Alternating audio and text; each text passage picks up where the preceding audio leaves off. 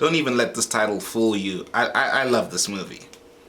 Hey everyone, welcome to a long overdue video on my thoughts on Marvel stuff.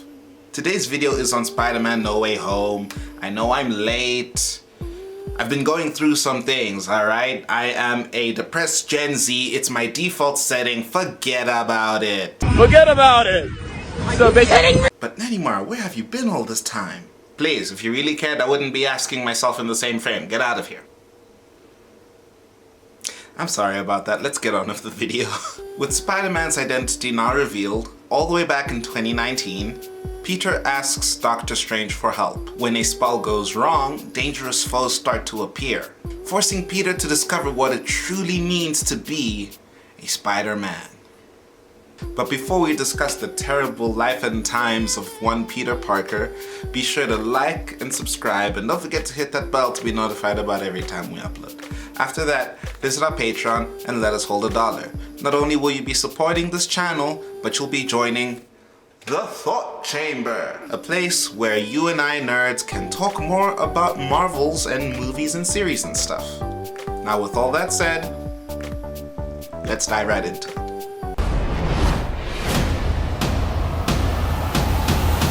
Spider-Man No Way Home, before its theatrical release, was kind of on a knife edge. The last film before this was The Eternals, and that brought in a lot of mixed reviews, and even on its best day, it wasn't a certified hit. Beyond that, the cinema side of Phase 4 was driving on some wobbly wheels right off the bat with the stumbling start that was Black Widow. To be completely honest, Marvel was not in good graces, even amongst diehard fans like myself. And haters were crawling out of every nook and cranny, begging the MCU to quit while they were ahead. So No Way Home had to carry the stress of being a good Spider-Man movie, being a sequel to Far From Home, and being a keystone film in the cinema structure of MCU's Phase 4. That's a lot of stress. This movie was carrying so much on its back that Kevin Feige and other Marvel bigwigs had to come out and try and soften the blow, telling the people that No Way Home might be a disappointment to most fans. But we now know the truth. Spider-Man No Way Home is a certified banger. Spider-Man and Peter Parker, the character as we know him, will never be the same again. And no one's gonna ever believe a single word Andrew Garfield ever says again. He lied so well that I'm sure his girlfriend is looking over some past texts like, I don't know if I trust this guy anymore. No, seriously, this guy lied so well that the wolf could be chomping at me and I'd still not believe him when he cried wolf. Now before I get to the good stuff, I'm gonna start with my negative thoughts, because despite how we all might feel coming down from that adrenaline rush of a movie, it's not perfect. I wanna get the bad stuff out of the way first, so... I've just been thinking about how to fix all of this. Now we all have places to go, so I'll do my best to keep this brief. Your mom's a slag. Do keep in mind that I'll probably be addressing these issues again, because even though they are valid negative thoughts, I do have rebuttals. Electro didn't know that Peter Parker was Spider-Man, so we don't understand why he came through with Doctor Strange's spell.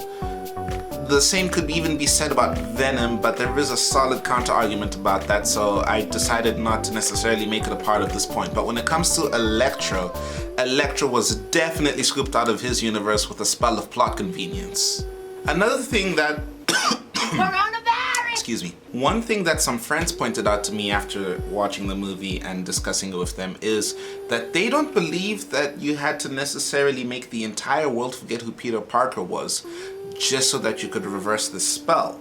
Because they theorize, and I don't necessarily agree with this theory, and I've told them my rebuttals, but it's hard to argue against this without realizing how valid a point it makes. But they theorized that you could have achieved the same thing by making the world forget Spider-Man. If the world forgets who Spider-Man is, does it not reverse the damage? Everybody can continue knowing who Peter Parker is, but nobody has to know who Spider-Man is. And then you just get to start the whole Spider-Man story all over again, as far as Peter Parker's concerned. I don't know. Let me know what you guys think about that in the comments. Let's talk about it. Another very important point that does not get answered is what happens to these villains after they get sent back to their timelines.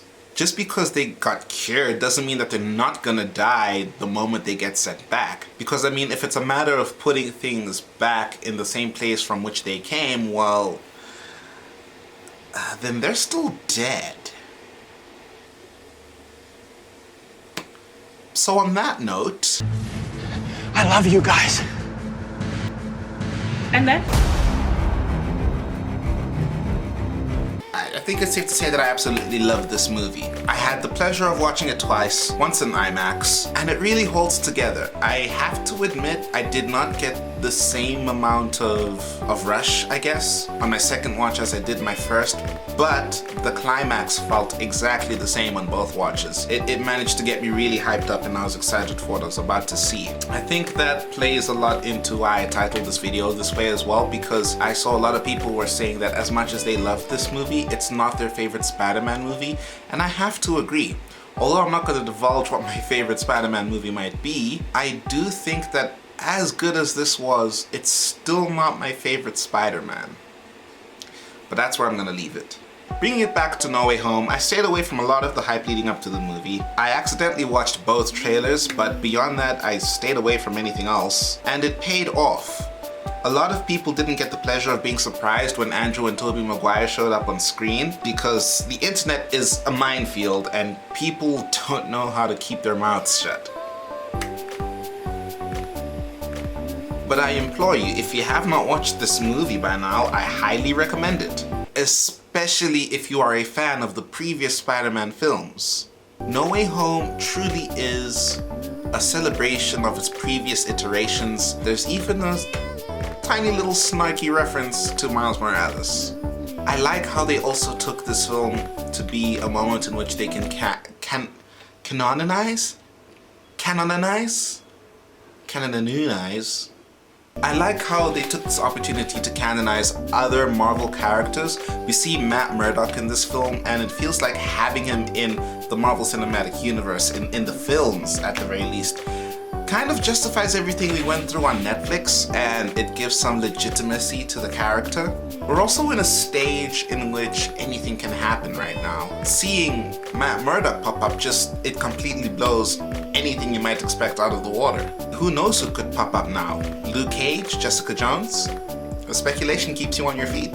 I think definitely my favorite thing about No Way Home is having the three Spider-Men on the same screen. Of course, their performances were great. Everybody's performance in this movie was great. In the past, I know a lot of people like to compare the three of them, saying which one is their favorite, which one is their worst, and always ribbing into one or the other. But I've always said that every one of them is the best one for differing reasons, because they all capture some part of Peter Parker and or of Spider-Man in a way that the others don't. And I feel like having them all on screen really proved that point. Truly, in my opinion, the best part of this film, and I should know, I watched it twice in cinema, is when all three of the Spider Bros are on screen just being Spider people. I truly feel that their joint performance is greater than the sum of its parts. Yes!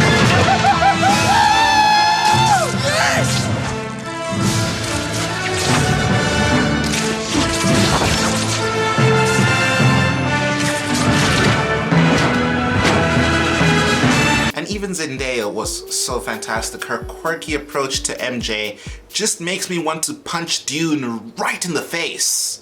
Just square in the face.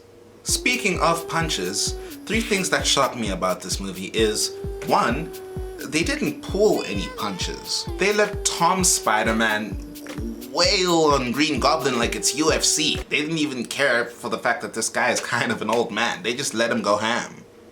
Well, that rhymed. Maybe I should become a SoundCloud rapper. They also explored this much darker side to Peter Parker's character that you get to see without him even wearing a Venom suit. I feel like that's changed, or at least for me, that's completely changed how I see this Peter Parker forever. He didn't even have the symbiote, yet he was just so dark. So dark. I should know. Dark recognizes dark. I can't make that joke, can I? The second thing that shocked me is they grew him up. Our friendly neighborhood vigilante has finally grown into a Spider-Man. He has this crappy apartment, no matric certificate, dead guardians in every galaxy. He's got no man in the chair, no MJ to soften the blow, Luto, nothing. He's got nada, literally nothing for him to rely on, and that's why it's called No Way Home. And of course the third thing to shock me was, like, I really didn't see this coming, but they killed hot Aunt May. Wow. You can do whatever you want to Uncle Ben. You can chop, slice, dice, and even julienne that man into a with great power speech. But Aunt May, killing Aunt May is sacrilege. It's sacrilegious. There's really no other way to describe it. Which is why I think it was such a good move on their part. Like, good job, guys. Nobody could have ever seen that coming. I definitely didn't see that coming.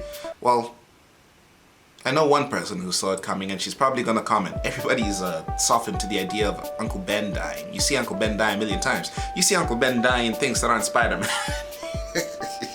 I think it's safe to say that No Way Home has single-handedly saved Phase 4's cinematic side. For now, at least. Let's just hope that Multiverse of Madness doesn't drop the ball and ruin everything that No Way Home has been able to successfully create. Now for my final thoughts, I'm gonna touch back on those negative thoughts I told you about. What just happened? Yes, Electro didn't know that Spidey and Peter were the same person. He didn't even know that Peter Parker existed, I guess. But that doesn't mean that his presence in this movie makes no sense. If you limit it to the confines of the logic of this singular Marvel movie, then yeah, it's kind of weird that Electro's here, but you need to remember that this is the Marvel Cinematic Universe and everything is connected at this point. We've long since passed the point in which you can watch one movie and be like, yeah, this one movie says it all. We all know that the timeline has been splinting on so many different levels now, for so many different reasons, that Electro's appearance could be the result of a combination of several different things, all of which might have very little to do with Peter Parker or even Doctor Strange for that matter. The different timelines is also why Venom knows who Spider-Man is. Symbiotes share a hive mind, and that hive mind connects even beyond different timelines, which is why Venom knows who Peter is, and if you don't believe me, just go watch the end of Venom 2. Also, the timeline, go figure, is why I theorize that the villains won't die once they're sent back to their original universes. Because I mean, imagine getting shot right after coming out of rehab. Because if you look at it from the perspective of the universe, this whole movie is just one massive timeline mishap causing a bunch of branches. But we know that the TVA is nowhere to be seen because, let's be honest, they've got bigger kangs to fry at this time. The villains being sent back to their own universes won't lead to their deaths. In fact, might even open the door to some more content. I wouldn't think it too crazy to say that there might even be a third Andrew Garfield Spider-Man in the midst somewhere. But that's where I'm gonna leave this video, guys. Rotten Tomatoes gave it a 93%, and that audience score is wild. And IMDb gave it an 8.7 out of 10, which is so close to 9, so close. I'm going to give it a solid 4.6 out of 5 because I had such a good time. But that's all from me, guys. Do like, comment your thoughts, let's have a conversation, let's talk about it. Subscribe, hit the bell, do all the things, you know what I need you to do. Visit our Patreon, let us hold your money, and let's continue this chat in the thought chamber. The next video is going to be on the Hawkeye series. After that, I think there's going to be a video on Archive 81, the show on Netflix. So I will see you in the next video, guys. Take care. Bye-bye.